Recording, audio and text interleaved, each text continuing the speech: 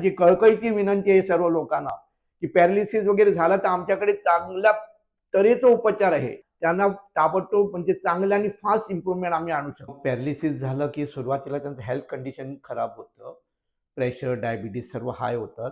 तर त्यावेळेस तुम्ही हॉस्पिटलमध्ये ॲडमिट करतात, तेव्हा ॲडमिट करा. 2-3 दिवसाच्या आत त्यांचं जेव्हा इम्प्रूव्हमेंट येईल आणि त्यांची हेल्थ कंडिशन नॉर्मल होईल तेव्हा पॅरालिसिससाठी डायरेक्टली आमच्याकडे या. इथं तिथं फिरत जाऊ नका. कोणी फिजिओथेरपी करतो, कोणी मसाज करतो, कोणी हळगाला जातो, कोणी मालवणला जातो. असं वेगळं करून स्टिरॉइड हे ते सर्व वेगळे उपचार करून लास्ट थकलेल्या केसेस 6 वर्षांनी 5 वर्षांनी आमच्याकडे येतात. त्याच्यातून आम्ही पॅरालिसिस चांगलं करू शकतो. तर स्टार्ट कंडिशनला आमच्याकडे आलं तर फार फास्ट इम्प्रूव्हमेंट येतं. हे व्हिडिओ करायचे कारण म्हणजे माझी आई 95 इयर्स ओल्ड आहे. तिला पॅरालिसिस अटॅक आला. दैवसुयोगाने मी गोव्यातच होतो. पण लांब होतो. ते फॅमिली डॉक्टरनी येऊन बघितलं. त्यांचं कंडिशन एकदम वर्स होतं. एक साइड लेफ्ट साइड पूर्ण पॅरालिसिस झाली होती आणि 95 एजमुळे ते म्हणाले आणखी त्यांना काही उपचार करणं योग्य नाही आहे आणि होणार नाही असं कंडिशन होतं. 3 तास लागले मला तिथपर्यंत यायला.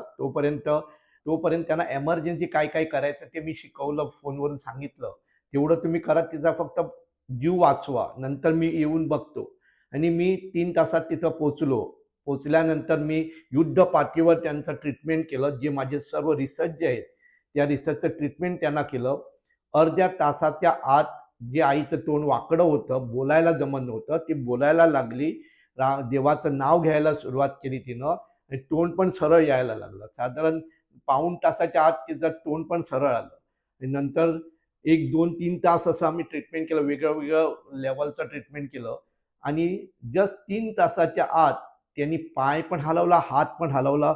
देवाकडे असं हात धरून देवाचं नामस्मरण पण केलं. तोंडाने सर्व ऋषी असं कृष्ण वगैरे असं कठीण शब्दसुद्धा आम्ही तिथं ट्रीटमेंट करता सर्व त्यांच्या हालचाली करायला लावल्या. तेवढ्या ट्रीटमेंटमध्ये ती करत राहिली आणि त्यात 2-2.5 तासाच्या नंतर ती खाऊ शकली. बिस्किट खाल्ली तिनं, रवा खाल्ला आणि बोलू लागली. दुसऱ्या दिवशी अक्षरशः तिनं हात आणि पाय वरती पण काढले, तोंड सरळ झालं. त्याच्यानंतर 3, 4, 5 दिवसाच्या ट्रीटमेंटमध्ये स्वतः ती चालू लागली. ती पूर्वीपासून कारण 90 वय आहे, 95 वय, तर ती वॉकर घेऊन चालत होती. तशी आता परत ती पुन्हा वॉकर घेऊन चालते. माझी आई होती, मी डिसिजन घेतलं आणि ताबडतोब आम्ही ट्रीटमेंट सुरू केलं.